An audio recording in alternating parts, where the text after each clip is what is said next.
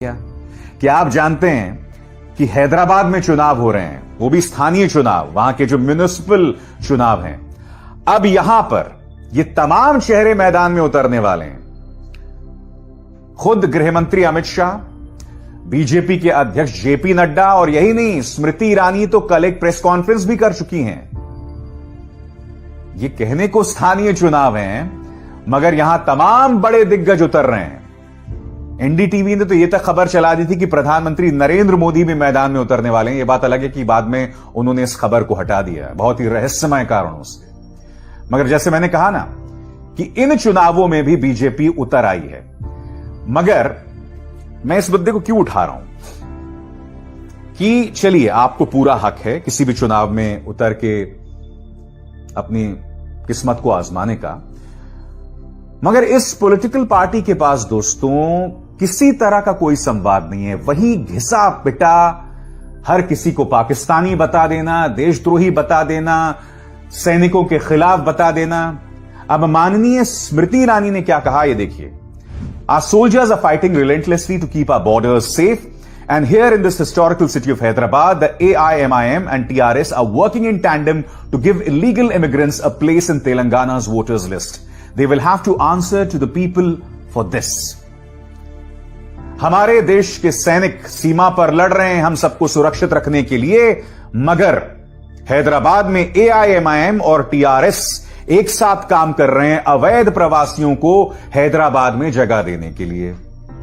तो यहां पर भी किसकी याद आ गई इनको? सैनिकों की याद आ गई। यह बात अलग है कि इन लोगों ने अब तक नहीं बताया कि आखिर इतनी बड़ी तादाद में 20 सैनिक लद्दाख में कैसे शहीद हो गए थे, चीन के साथ हुए संघर्ष में कैसे शहीद हो गए थे। और बात यहां नहीं रुकती है। मनु पबी की रिपोर्ट देखिए। खबर क्या है, अपने आप में बहुत चौंकाने वाली बात है। यानी कि स्मृति ईरानी एक तरफ तो बात करती हैं सैनिकों की, मगर ये खबर देखिए।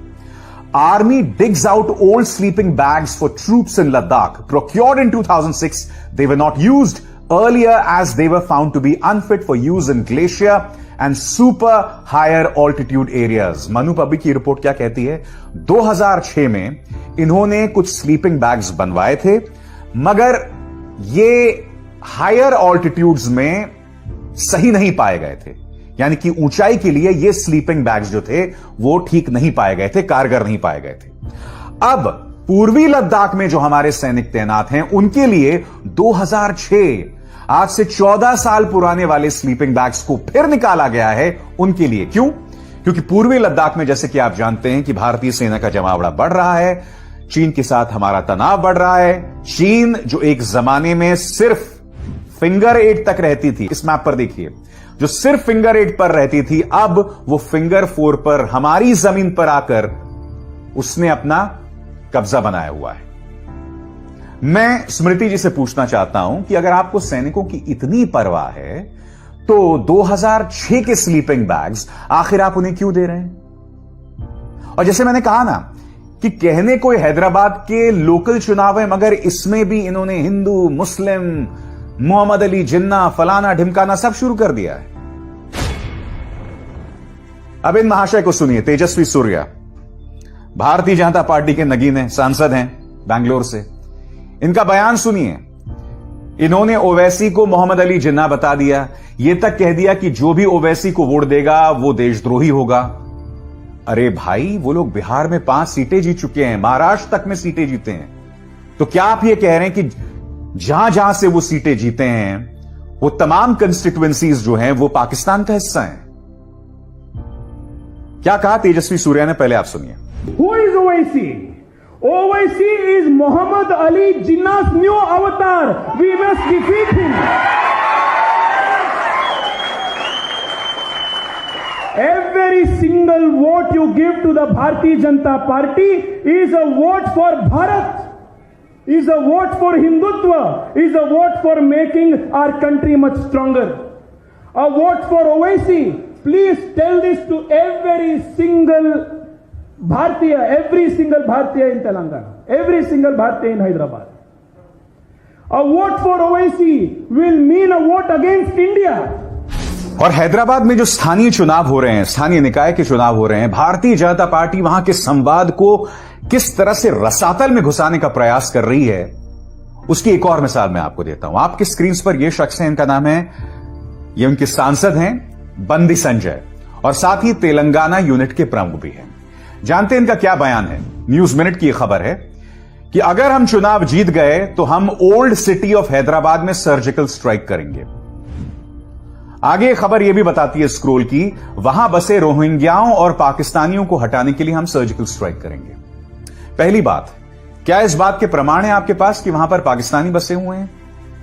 दूसरी बात, सर्जिकल स्ट्राइक शब्द का अपमान कृपया न करें। आपके अपने ही नागरिक हैं, वो आपके अपने ही देशवासी हैं। ओल्ड सिटी ऑफ हैदराबाद में वही लोग रहते हैं जो कि इस देश के नागरिक हैं, और आप उन पर सर्जिकल स्ट्राइक करने की बात कर रहे हैं। मैं ये समझना चाहता हूं कि भाषा का जो स्तर है वो इतना क्यों गिरा हुआ है बीजेपी का? क्योंकि मुझे ऐसा लगता है कि भारतीय जनता पार्टी का जितना बड़ा नेता उतर रहा है मैदान में, संवाद का स्तर जो है, राजनीतिक संवाद का स्तर और भी बुरा होता जा रहा है। क्योंकि अमित शाह और जेपी नड्डा उतरने वाले हैं। ये बीजेपी सांसद बंदी संजय का बयान आप देख चुके हैं। तेजस्वी सूर्या उतर चुका है, जो अनाप शनाप बातें कर रहा है। माननीय स्मृति जी उतरी हैं, सैनिकों की बात तो कर रही हैं, मगर हकीकत में सैनिकों की क्या हालत है मैं आपको बतला चुका हूं मनु पाबी की रिपोर्ट में।